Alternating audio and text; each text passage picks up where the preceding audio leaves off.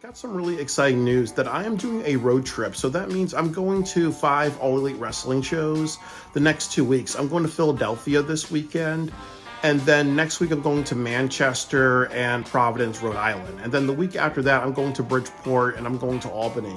So it's definitely going to be a lot of fun. That I have a couple of categories which I'm going to judge my AEW experience on. So I'm gonna say to myself, is it worth the price? Did I really enjoy the show and the experience? Am I looking forward to the next show?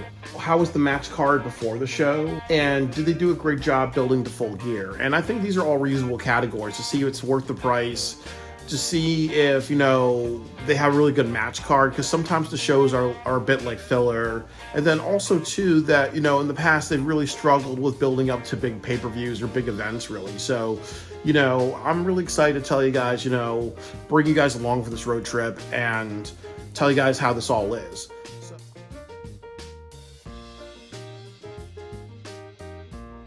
So one of my categories is the match card before the show, and that just means that anytime before the show, usually like the day before, I will look at the match card that's already been announced, even if it's not complete, and then I'll just judge the match card. Do I want to go to the show or not?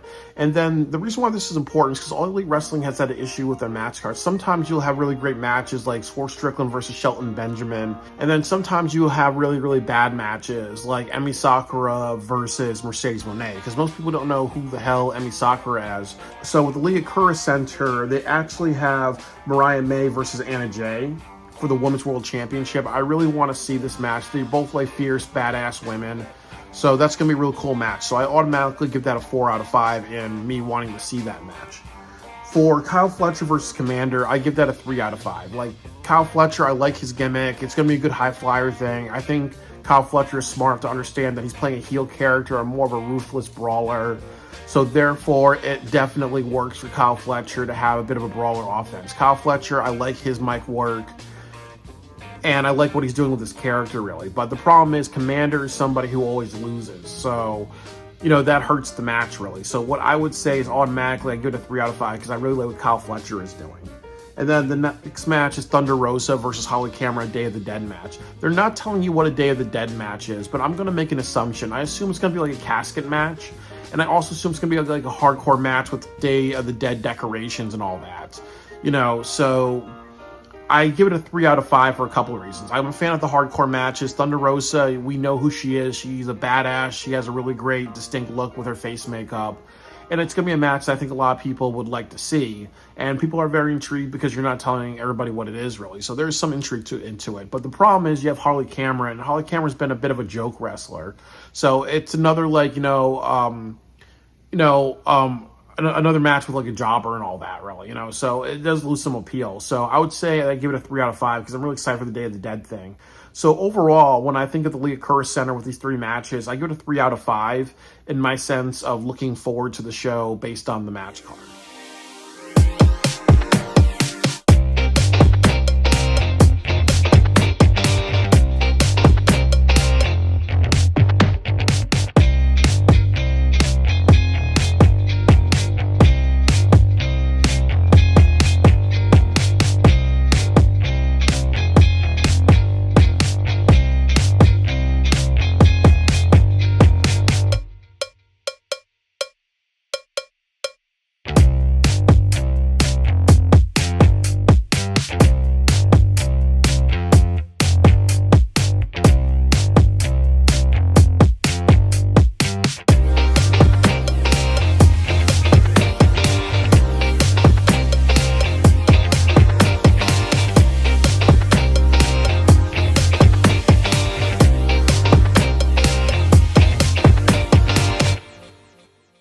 I paid like around $110, I believe, so it was worth the price. I'm a little upset with the build of full gear. They really didn't announce that many matches, but you kind of know where they're going. And there's also some matches that they should create. I think they should have Shane Taylor Promotions versus the Undisputed Kingdom.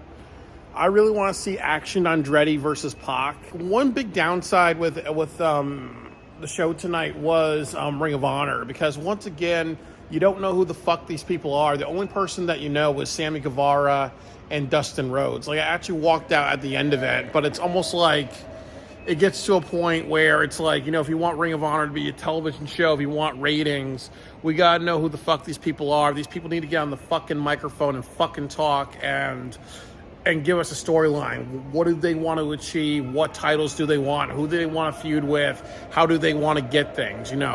It's otherwise it's almost like you're playing a poor man's Marvel versus Capcom or Street Fighter. It's who's who and all that, really. I will also say I was very, very entertained by the show. And, overall, it was a really great experience. So I automatically give the show like a B+. It opens with a match. So it was the Day of the Dead match. Thunder Rosa threw Harley Cameron into a bunch of different paintings. And they also did like a bunch of table spots and candy spots and garbage can spots. And then at the very end, it was really cool what Thunder Rosa did. She kind of set up a table and made it look like a rampway, and then she ran over it and did a coast-to-coast on Harley Cameron and gets the pinfall. So it was a really good match, but one big problem with tonight was also that it was very predictable. You kind of knew who was going to win. So the next match was the best match of the night. It was Kyle Fletcher versus Commander. And what I would have to say is that Kyle Fletcher is just like MJF. He is an excellent professional wrestler because he understands that whenever you wrestle a match, you have to pick the right style. So he was a brawler and he was whipping Commander's ass a bunch of times.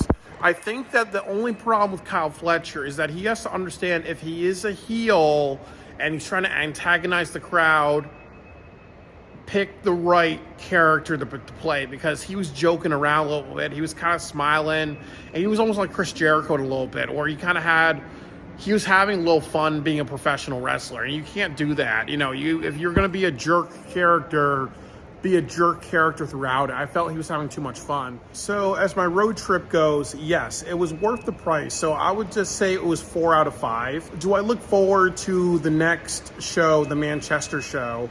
I would actually say that that's a 3 out of 5. They're actually hyping some matches, but I felt they can do a little bit of a better job hyping. I don't see a lot of the wrestlers being emphatic about their matches for Wednesday. I wish they kind of had a little bit more of that.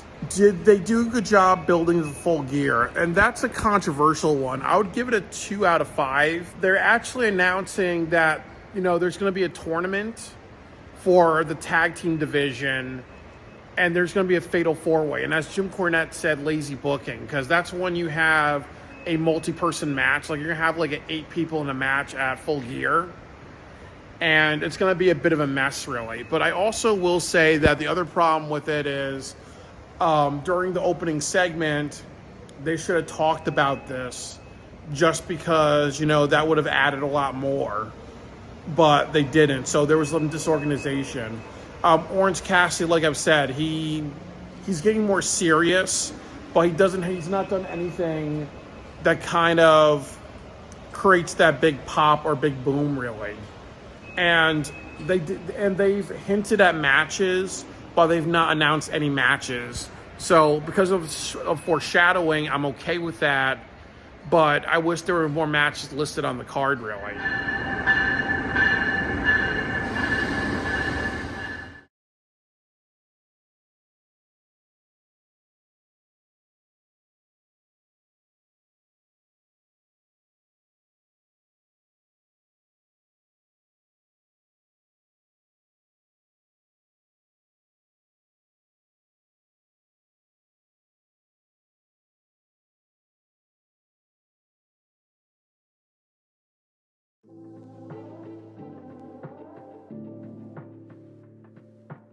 So guys, I do want to say that I really enjoyed the Philadelphia show for All Elite Wrestling. So my next stop is actually Manchester, New Hampshire. New Hampshire is a weird word. Some people say New Hampshire, but I pronounce it New Hampshire, just to sound a little fancy. So, I want to review the match card that they have announced, and I want to give you a rating. What star is it out of 5, really? So first is Penelope Ford versus Jamie Hayter. I really like Jamie Hayter, and I also appreciate Penelope Ford getting on the microphone. But, Penelope Ford doesn't have any type of pizzazz to me. I know, Jamie Hayter is, a fan favorite. She has, a really cool outfit and all that.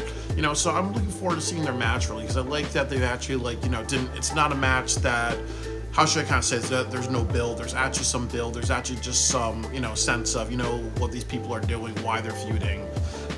Next match is Orange Cassidy and Darby Allin versus Pac and Claudio. This is going to be a really excellent match. Very interesting styles between all of them. I'm going to give this one a 4 out of 5. And, once again, we know why they're having a match. It makes sense. They have a lot of very interesting styles. This is going to be a lot of fun. Next one is Adam Cole versus Malachi Black. So, I'm not looking forward to this match because you have the House of Black in a tournament. If they win a pinfall, they can actually get a opportunity in a fatal 4-way at the tag team title. So ultimately, this is a lose-lose. Why would you want to kind of bury the House of Black? The next match is the Learning Tree versus the Conglomeration without honor match. So I really think that, there's a couple of things. My prediction is that it's going to be a tornado tag match, which means anybody can do whatever they want. It's also going to be a match with a lot of violence and hardcore stuff, so I really think that there's two things. That number one, they just did a match, like a ladder match between Briscoe and Jericho 2 weeks ago, so definitely it's a little repetitive. And then I also will say that I think another issue with this match is that these guys kind of feud a lot, really. So it does feel a little like, we have to move on to the next opponent for Jericho. So with the match card, there's a lot of things that I do want to see. I really appreciate All Elite Wrestling announcing, announcing, how many do I see? 8 things for the show, really. So I really, really appreciate that. So I'm going to give them a 4 out of 5 for this, because sometimes they announce a lot of stuff at the last minute. Everything that you're seeing has some relation to a story, and I like that as well, really, because again, it's like saying that there's some thought behind this. There's some preface, prelude, and then story, and the reason why things are happening. That's good consistency. It doesn't feel like, as I said, it's not Marvel versus Capcom where you're putting 2 random people together, really. So I would give it a 4 out of 5, and I automatically would say that I am looking forward to this show.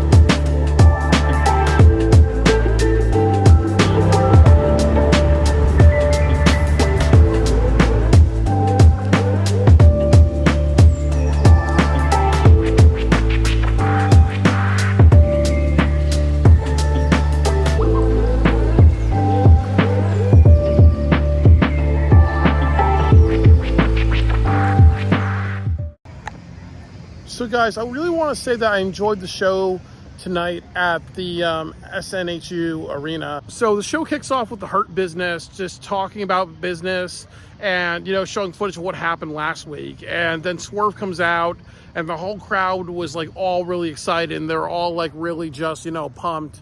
And Swerve just said that he's going to have a match with Bobby Lashley, short, sweet, simple, and to the point. Orange Cassidy and Darby Allin versus Claudio and Pac. Definitely Claudio is a very dangerous man. He did a bunch of tilt-a-whirl backbreakers combinations on Darby Allin. It looked really, really painful. And you saw the mix of all their styles, really. So you saw Pac, the high flyer, the good at counters. You saw Darby Allin doing the coffin drop and the endurance type. You saw Claudio being the powerhouse type. But to me, as I've said, that it's not enough for me to kind of really think that Orange Cassidy is a good contender for the title and everything like that. I think that he's kind of a joke still, and he's not somebody that I take seriously. I think that, it's because he's having more serious matches, but come on. I think he's kind of like maybe a D-grade Kenny Omega almost, with like the way he does his moves. But, there's really nothing it's a waste of a match, a waste of main event really to have him and Moxley. Orange Cassidy's still Mr. Comedy Kicks to me. So that people are really looking more forward to Darby Allin versus Moxley at World's End. I think that that's the direction that they're going to go in. So I want to grade the show for you guys. So overall, I would say that my enjoyment was 5 out of 5. I really enjoyed the show. There were some Ring of Honor matches that I enjoyed. There was a lot more people in Ring of Honor that who they were. So, I walked out at 10:30 because there were some matches that I didn't want to see in Ring of Honor. But no problem. The next thing that I want to say is that, was it worth $110? Hell yes, absolutely. Did they do a good job building to, Full Gear? I'm going to say, I'm going to give them a 5 out of 5 tonight because they announced Lashley versus Swerve Strickland, and a lot of people want to see that match.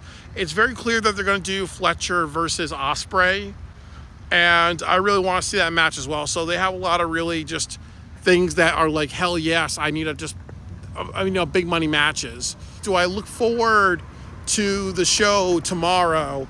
Unfortunately, I think that I need to give it a 2 out of 5. The show tonight was so strong that, hell yes, I want to be there tomorrow.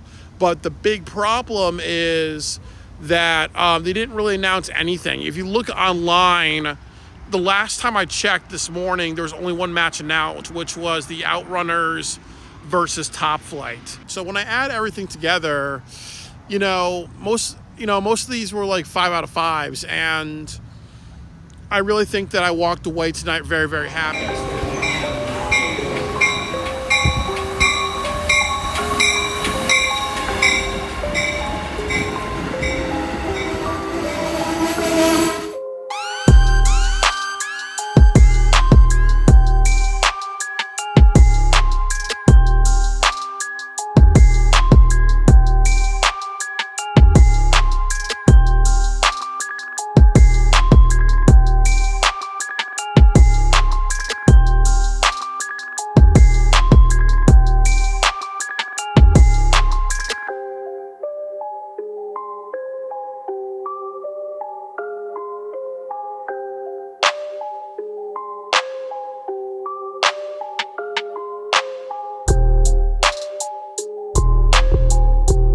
So guys, I do want to talk about tonight, and definitely it was really, really awesome. Definitely one of the best times I've ever been to AEW.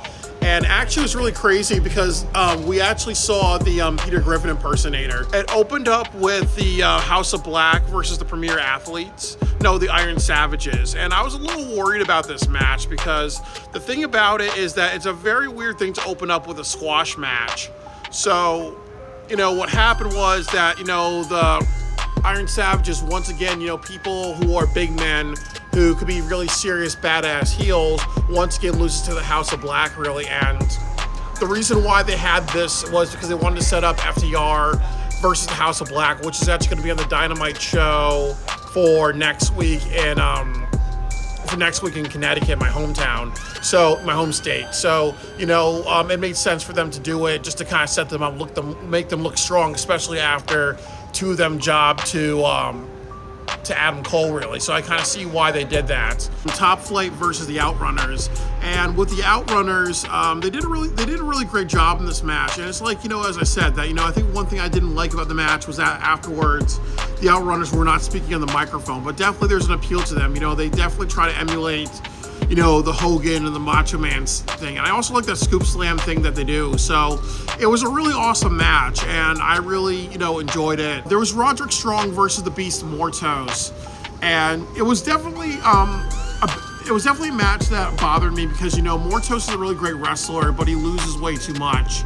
So, that's just not good booking of him. And it was really cool when he actually, threw Roderick in the air, and then he did like a fallaway slam with him. So it was really, really awesome stuff. I think that Mortos is a really, really great wrestler. but he definitely is in that type of, big man jobber role, and that's just not good for him.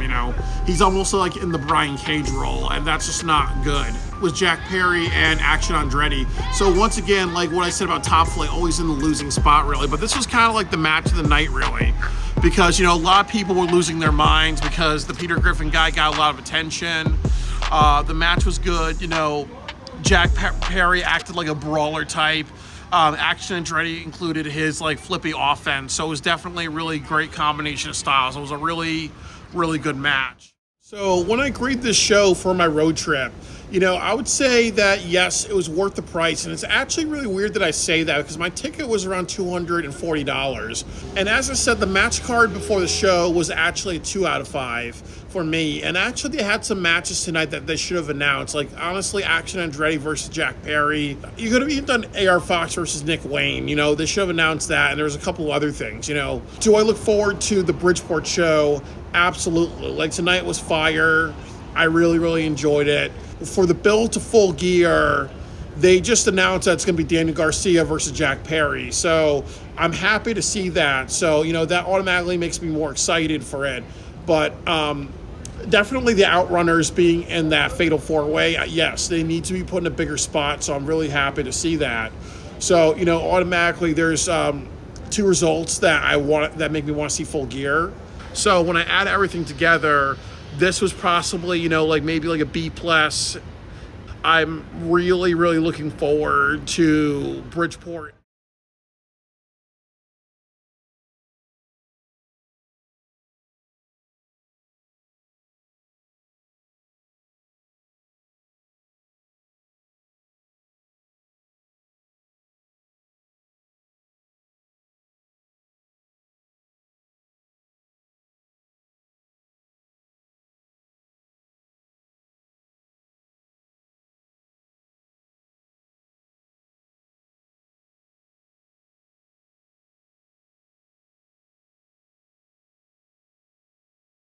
One bad thing about tonight was really the audio. Like sometimes you hear like Osprey and Fletcher talking, you don't know what the hell they're saying because if you're in the crowd you can't hear the audio. And there were a couple other times with like audio issues. And then also too, that I felt that they were relying way too much on like mayhem in the audience. The problem is that if you do that a couple of times a night, it becomes bad and monotonous, really. So there was a lot of things that I felt really hurt the show. Takeshita versus Adam Cole. I'm happy that Takeshita won because the thing about that is that it becomes very predictable. Like a lot of people were predicting Adam Cole, and Adam Cole versus MJF would be the match that would make money. So it was weird that Adam Cole lost this one, but it was good to subvert expectations. Lio Rush is a great high flyer wrestler. I appreciate the Hurricane Ranas and all the great stuff he does. And Swerve can wrestle a lot of different styles. I paid $107 for this. So I saw, roughly about like 9 or 10 matches. And then I got a picture with Top Flight. I got a picture with Private Party. And then I got a picture with Tony Khan. And I also got a handshake with Tony Khan. With everything said, even though the matches were not that good, there were a lot of problems with the show, I would give it a 5 out of 5, but I think the fairest thing to do is to give it a 4 out of 5. My enjoyment of the show, I would give it a 2 out of 5. I think that that's the fairest thing, that a lot of the matches were repetitive. You have Mark Briscoe does what Mark Briscoe does best. You have premier athletes do what they do best. You have the same type of interference you get with a Christian Cage match. Do I look forward to the Collision show tomorrow night? Absolutely not. There were some things that were really exciting. And I would also say that they had a segment between Harley Cameron and Amina Shirakawa, and they're kind of doing like the jiggly boobies. And I was going, yeah, with everybody else, really. That's the only thing I'm looking forward to. And then also like the Acclaimed, but they didn't have the Acclaimed featured tonight. So the match card before the show, and that just means that I go in to the AEW website and I look at the match card that they're announcing for this show, for the Bridgeport show. And what I have to say is that I gave it a 4 out of 5. There was a bunch of things that I actually, really, really liked. Build to Full Gear, and this has been an issue with AEW. So I think that tonight I would have to give it. I would have to give it a 2. Osprey versus Kyle Fletcher. Hell motherfucking yes. Hell motherfucking yes. That's gonna be that. They need that match. That is a match they need because Will Ospreay should only wrestle at pay-per-views. He brings in a lot of attention. It's going to be a banger. You need that. But the problem is Orange Cassidy did nothing memorable for me tonight. He did nothing memorable.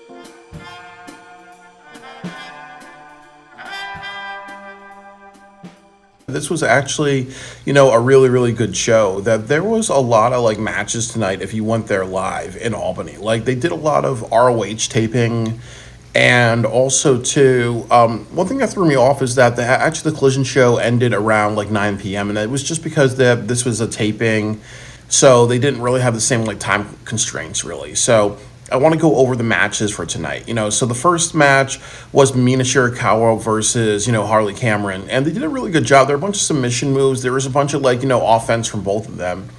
And even though they make a joke about shaking their chests and all that stuff, they kind of kept it to a minimum. Because, definitely, again, they want to be, it's okay when you have a wrestler like Max Caster who knows when to be funny. But he's mostly, just having his match. He picks and chooses the right moments to be his character.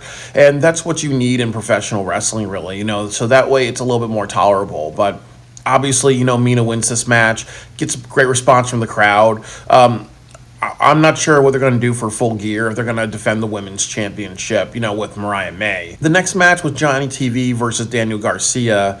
Once again, another really good match. Daniel Garcia really had to work with Johnny TV. It went on a long duration. Johnny TV was very athletic, doing a bunch of dives, really. So, honestly, if you're going to have a match with Jack Perry, Johnny TV is somebody who's been the TNA heavyweight champion. He's been the ECW heavyweight champion. So, you obviously, it's not a match where you should squash Johnny TV. It's something where, Daniel Garcia had to work at it. So, I'm really okay with this. But I'm also a little worried because you had the Maximum Male Models and Giant TV become a faction today, really. So it's almost like, saying too, why'd you bring in the Maximum Male Models when, they're losing a little too much, and now they're part of Giant TV's faction and they're losing a lot too. So they just have to be really, really careful with that dynamic as well. They had the street fight between Anna Jay and Mariah May, and that was really, really well done. And it seemed like today that one thing that really helped the show was a lot of just the pacing. I really felt like in the matches, they probably took a shot of caffeine or whatever. And I think that's what I like about pro wrestling, because when you have it be a little bit more quicker, when they have the match with wrestlers that move a little bit faster, it doesn't feel like you're pacing or they're straining or whatever, really. It really feels like that, as I said, they took some coffee. They're actually moving a little bit faster. So when I watched this match, there was guardrail spots, there were chair spots, there were table spots, ladder spots, they really, chair spots, mace spots, they really, and barbed wire around the arm spots. There's really, really, choking people out with barbed wire. They really, really, gave you a really good show, really. And they also, I think, again, they didn't want to, they're both known for being beautiful. But they didn't want to, just maim each other, but they did a good job. It felt really good. It felt like a good back and forth. It was definitely one of the best, women's hardcore matches that they've ever had, really. Acclaimed versus LFI. So, again, the only issue with this match is that it was a lose-lose match, because honestly, you have LFI, you have Jake the Snake Roberts out there. They cannot be losing because, it's almost like, what do you do with them? You don't want to turn them into the Dark Order, where they're just randomly always losing. And then also, as I said, with Mordos, he's really stepped up, really, so it's not good to have a wrestler like Mordos always lose because there's something to him. And then also the other issue with Morito is that he's playing like an evil bull character. If he loses all the time, really, he's not going to be taken seriously. He's almost going to go from like Luchasaurus. Like I think that with Luchasaurus, he's very intimidating. A lot of people like Luchasaurus, but if he always loses and was treated like a joke, really, then it's just not going to. It's gonna then his gimmick and his look is not gonna really appeal that much because people are gonna associate with him being a loser and a jobber, really. The next thing that I will say that I liked about tonight is that you had Brian Cage versus AR Fox. That was a really good match, because AR Fox really they went out a long time. It looked very believable. People at the end wanted AR Fox to win for all the effort that he was putting in. They knew it was a really good underdog match, But like as I said, like Brian Cage is a very, very talented wrestler. It's one of these things too that again he's not booked that well, but he needs to have these very athletic matches. I think if you do Brian Cage versus Will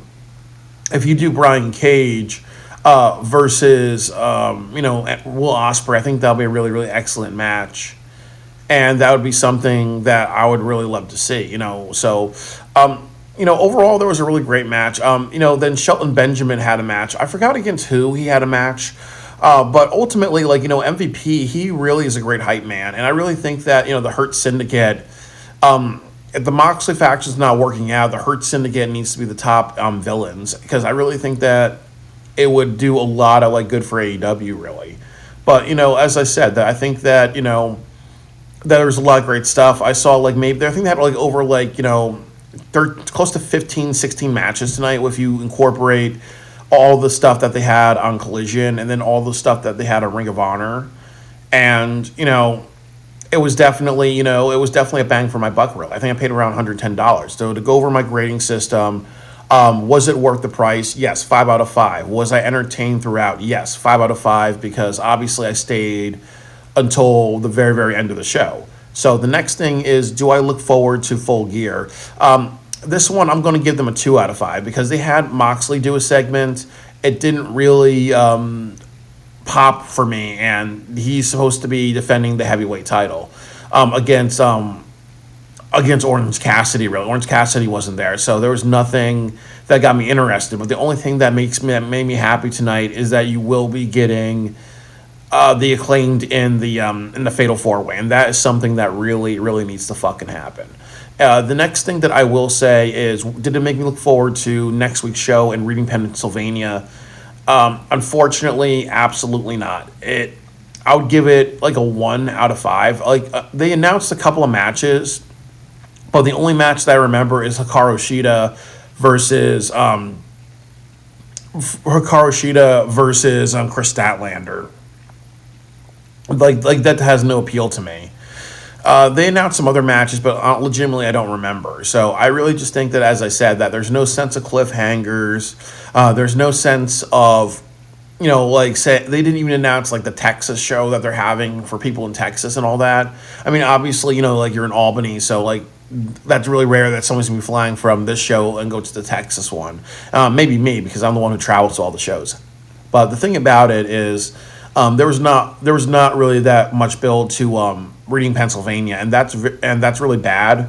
But the only thing that I'll say is that obviously all the matches you saw tonight were fun for Ring of Honor, and all the matches you saw tonight were fun for Collision. So would I want to go to another show? Absolutely.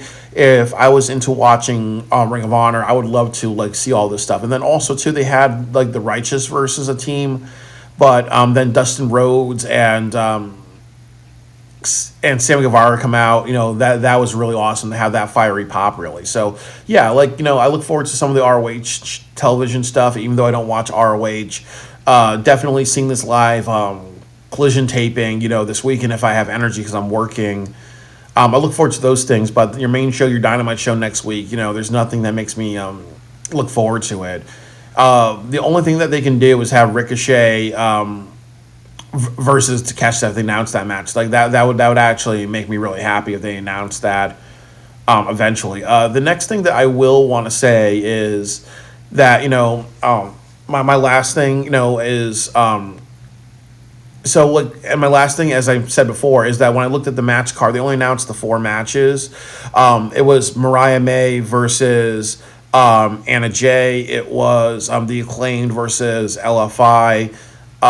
It was Daniel Garcia versus John Morrison, and then the last one was Mina Shirakawa versus Harley Cameron. So when I was doing my review, I was like saying like that was like a 3 out of 5, really. So when I add everything together, you know, definitely, unfortunately, like it runs around like maybe a 15 or a 16 out of 25, really. So it's definitely, pretty failing as well, really.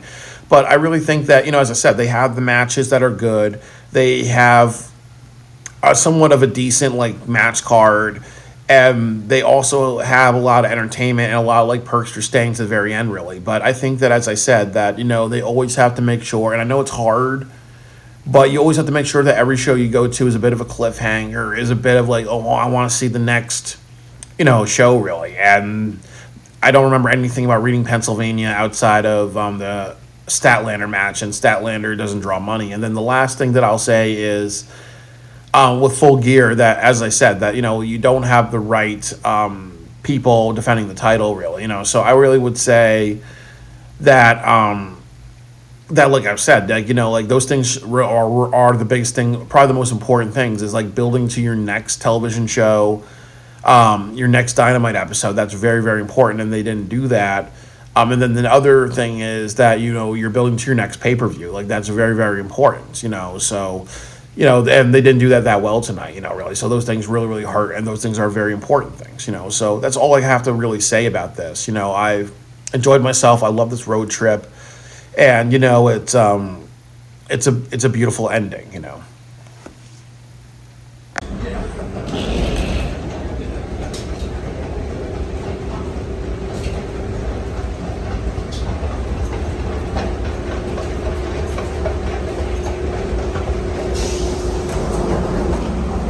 Why AEW is not doing so well, or why, the ticket sales are low. Like, I think that one thing I would say is that it's really, the issue is that they're very repetitive. And I think that they over-rely on the same thing over and over. Like, you see Mark Briscoe doing doing the stunt with the chair. You kind of see, like, the same type of interference and storylines.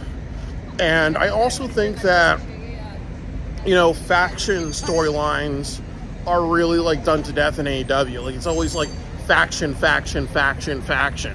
And then the other thing about it is that Ring of Honor just doesn't have any stories or anything compelling.